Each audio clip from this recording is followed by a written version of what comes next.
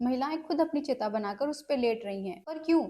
ये तस्वीर है मध्य प्रदेश के चिता आंदोलन की। ये आंदोलन केन और बेतवा नदी को जोड़ने के खिलाफ हो रहा है। ये दोनों यमुना की सहायक नदियां हैं जो विंध्य माउंटेन से निकलती है और इनके बीच में पड़ता है बुंदेलखंड, क्षेत्र का सबसे सूखा इलाका, जहाँ न पानी सिंचाई के लिए है न ही पीने के लिए। तो इस प्रोजेक्ट के तहत केन का पानी 221 किलोमीटर की नहर बनाकर बेतवा में भेजा जाना है, जिससे बुंदेलखंड की प्यास बुझाई जा सके। पर ध्यान देने वाली बात यह है कि ये दोनों नदियां एक ही पहाड़ी से निकलती हैं। तो अगर बेतवा में सूखा पड़ा है तो केन का पानी भी कम होता है और इसी प्रोजेक्ट को पूरा करने के लिए केन नदी पे एक बांध बनाना है और ये दौधन डैम ही पूरे फसाद की जड़ है। इस बांध के बनने से पन्ना टाइगर रिजर्व का 98 स्क्वायर किलोमीटर एरिया और मध्य प्रदेश के 24 गांव पूरी तरीके से डूब जाएंगे और लगभग 7,000 परिवारों को अपना घर और बसा बसा जीवन छोड़कर वहां से जाना होगा। मेनली ये ट्राइबल लोग हैं और ये वही लोग हैं जो प्रोटेस्ट कर रहे हैं। सरकार ने इनके मुआवजे की कीमत लगभग 12.5 लाख रुपए तय की है, जिसमें से सिर्फ 40% लोगों को ये धनराशि मिली। पर लोग इससे खुश नहीं है। वो मांग कर रहे हैं कि उन्हें उनकी जमीन से ना निकाला जाए, पर अगर निकालना ही है तो कम से कम जमीन के बदले जमीन दी जाए, उनको रिहेबिलिटेट किया जाए,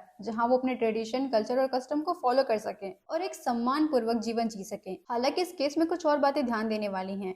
आईआईटी बॉम्बे की रिसर्च बताती है कि अगर केन का पानी डाइवर्ट किया जाए तो इस एरिया में लगभग 12% रेनफॉल कम हो सकता है। रिवर लिंकिंग प्रोजेक्ट ना पेपर पे बहुत फ्यूचरिस्टिक और इजी लगता है, पर ऐसा है नहीं। क्लाइमेट चेंज की वजह से रेनफॉल पैटर्न भी चेंज हो रहा है, तो हम जैसा सोच रहे हैं वैसा हमें रिजल्ट मिलेगा भी या नहीं, इसकी भी कोई गारंटी नहीं है। वैसे तो हमारे भारत का सबसे पहला प्रोजेक्ट है, पर कई देशों में ऐसे प्रोजेक्ट किए जा चुके हैं।